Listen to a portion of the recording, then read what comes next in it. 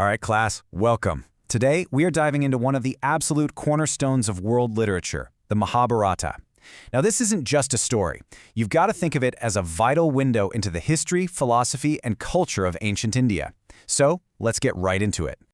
Okay, to even begin to wrap our heads around the Mahabharata, you have to start with its unbelievable scale. Get this, we're talking about 1.8 million words. That makes it, by far, the longest epic poem ever written.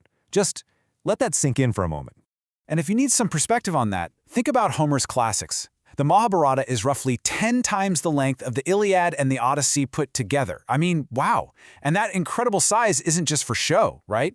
It's a reflection of just how deeply important this text is, and it allows for this incredibly detailed world to be built. And here's something that is absolutely crucial to understand. In its own tradition, the Mahabharata isn't seen as, fiction or some kind of myth. The text actually calls itself itihasa, which literally translates to "thus it was." It's presenting itself as history, a chronicle of a huge, world-changing war that people believed really happened. Okay, so what is this epic historical drama all about? Well, at its very core, it's a dynastic struggle for the throne of the Kuru kingdom. But this is more than just politics. It's a really bitter family feud that's about to tear an entire kingdom apart. So the whole conflict really boils down to two sets of cousins. On one side, you have the 5 Pandava brothers, who are generally seen as the good guys, the virtuous ones. And on the other side, there are 100 Kaurava cousins, who are basically driven by pure jealousy and ambition. The key thing here, the thing that makes it all so tragic, is that both sides have a legitimate, though competing, claim to the throne. You can already see how this is setting the stage for an absolutely inevitable clash. But here's the crazy part. The conflict doesn't actually ignite on a battlefield. It all starts in a hall of games. The eldest Pandava, Yudhishthira, gets goaded into this rigged game of dice, and he loses everything. I mean everything. His kingdom, his brothers, and even their shared wife, Draupadi. Her public humiliation, well, that's the point of no return. It cements a kind of hatred that you just know can only be settled by war. So after 13 long years in exile, the Pandavas finally return. They try to claim their half of the kingdom back, but negotiations fail, of course. And so, the two sides gather these massive armies at a place called Kurukshetra for what will become a cataclysmic 18-day war.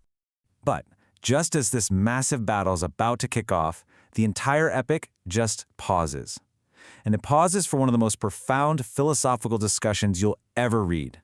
The great Pandava warrior, Arjuna, he looks out across the battlefield and he sees his own family, his teachers, his cousins on the other side, and he just despairs. He can't do it.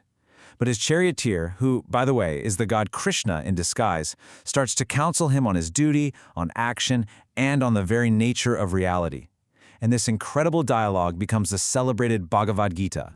Now, the war itself isn't supposed to be a free-for-all. It's meant to be fought according to a really strict code of conduct called Dharma Yuddha, which basically means a just war. And this isn't just about having a just cause to fight, it's also about using just means, following the rules for what they considered righteous combat.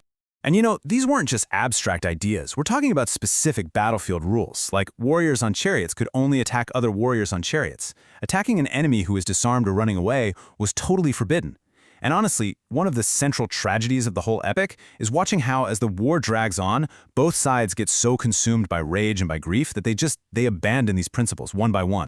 So you might be thinking, is this all just a grand tale of gods and heroes? A fantastic myth?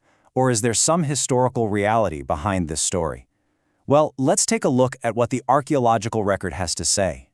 Turns out, the setting of the epic isn't some fantasy land. It has a very real historical precedent. The Kuru kingdom was a major political power during the Iron Age in India, and it flourished right around 950 BCE, which is exactly when some historians believe the war actually took place. Now, the epic as we have it today was composed and compiled over many, many centuries, but its roots are deep in this specific time and this specific place. And get this, archaeologists have even found physical evidence to back this up. There's a specific type of pottery, it's known as painted gray ware, and it's been discovered at many of the key sites mentioned right there in the epic. This gives us a tangible, physical link between the story we read and the actual landscape of ancient India. How cool is that? Okay, so the war eventually ends. The Pandavas are victorious, but at an unimaginable cost. Both armies are, well, they're pretty much annihilated. So after all that bloodshed, what's the lasting legacy of this epic? Well, its legacy is just immense. It's often called the fifth Veda, which puts it on the same level as the most sacred Hindu scriptures. Its complex, story-within-a-story structure has influenced countless other storytelling traditions. It's been depicted in just about every art form you can imagine, from these stunning 16th-century Persian manuscripts to modern movies. And it's still alive today, performed in vibrant folk traditions. And all of this brings us right back to that ultimate question. After seeing its literary grandeur, its deep philosophy, and its echoes in history, what is the Mahabharata? Is it history, or is it mythology? Maybe the best answer is that we don't actually have to choose. As the great Sanskrit scholar Robert P. Goldman puts it, it is both of those things and a great deal more. It's a foundational story for a culture, it's a moral treatise, and it's this timeless investigation into what it means to be human. It doesn't just ask what happened, it asks what it means to be human in a world full of conflict and duty.